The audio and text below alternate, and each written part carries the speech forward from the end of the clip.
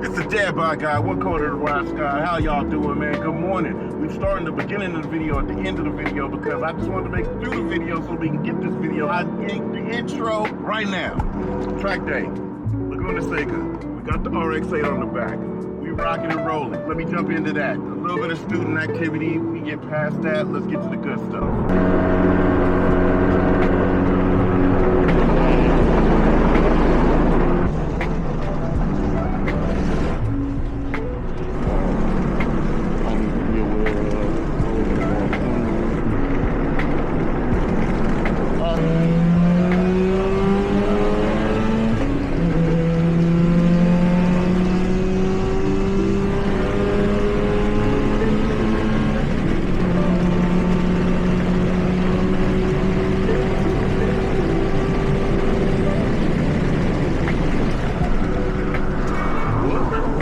Tires do that. Some of my students are like, wait, what the fuck just happened? Hey, so I got my jacket off, just going through this. I've got the MAGA ducks with the ducting on my back. I can absolutely feel that we're only going 28 miles an hour. It might be too damn cold, to be honest. The tires feel good. They were incredibly off. 26 PSI here, 43 there, 47 here, and 41 or 43 there. Tires are all set down to 26 currently. We should build some heat in the tires for the next session.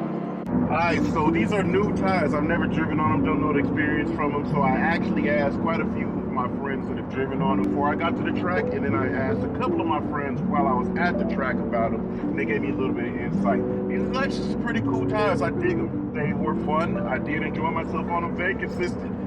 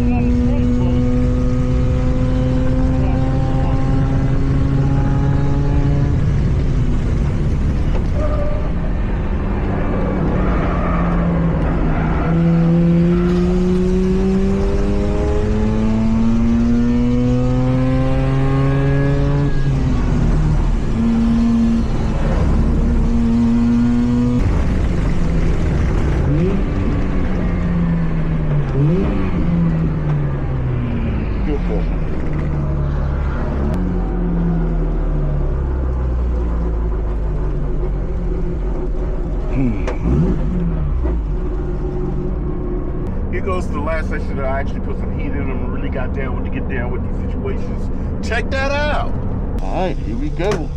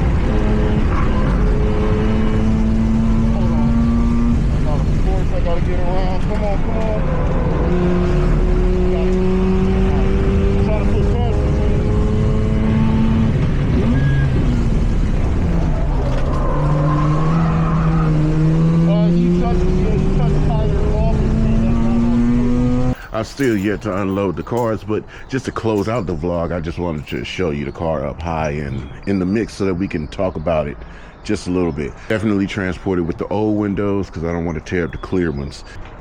New crack. Not really too sure where that came from, but it did appear. The point in time that I thought it happened, I looked at the footage, it didn't happen.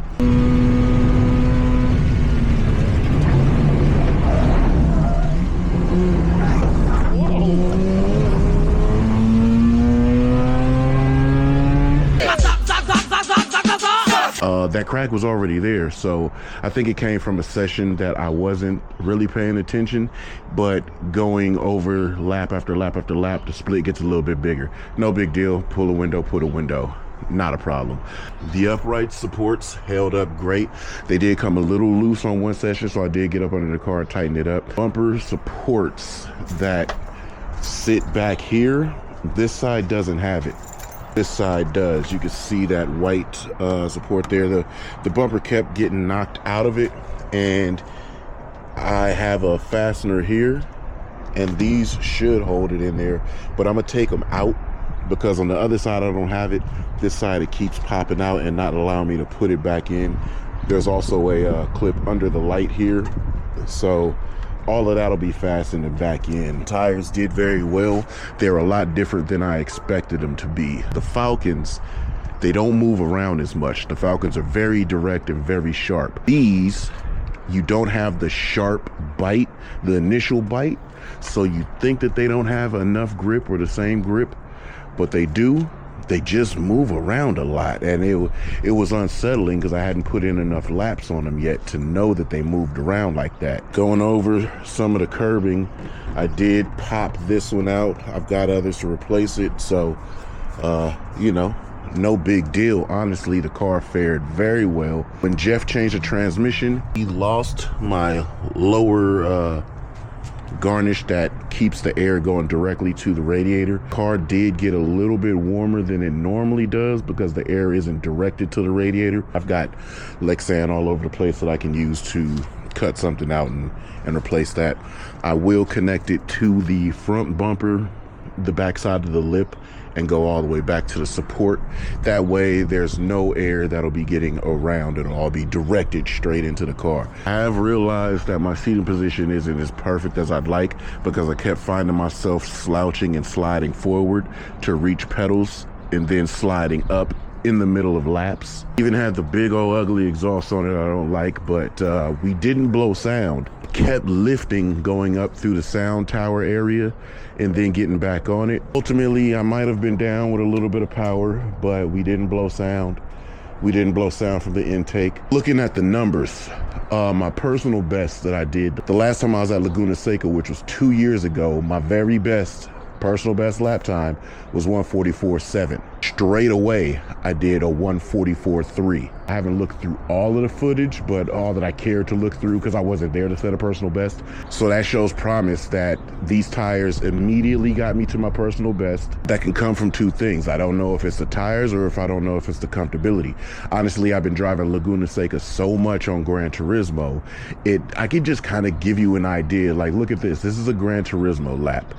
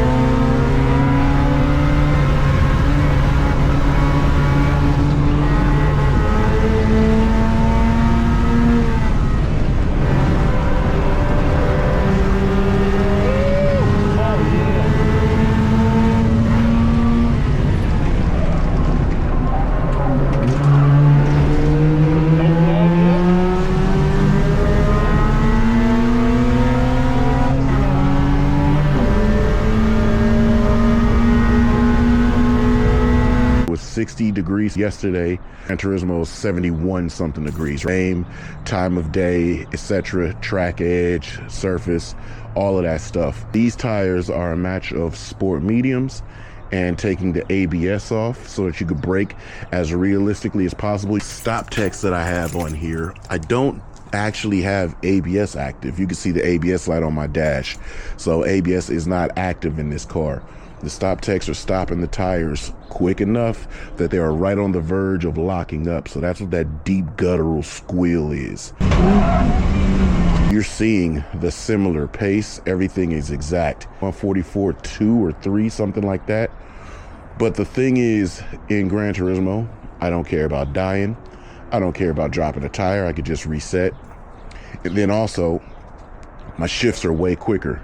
So those are the two things that I see that makes the difference on pace and speed. Eventually, I dropped it down to a 143 something, which just means that I could probably drive this car with more confidence and more laps and hitting my marks, because there's a few apexes that I was missing just because the car moves around in the braking zone just a little bit in real life versus Gran Turismo, where it's very linear, very clinical, very sterile. There's so much moving and everything going on. You have the anxiety and anticipation of going to the brakes and making sure you hit the rev match and get the thing in the gear and all those other little extra things that you don't care about on the game.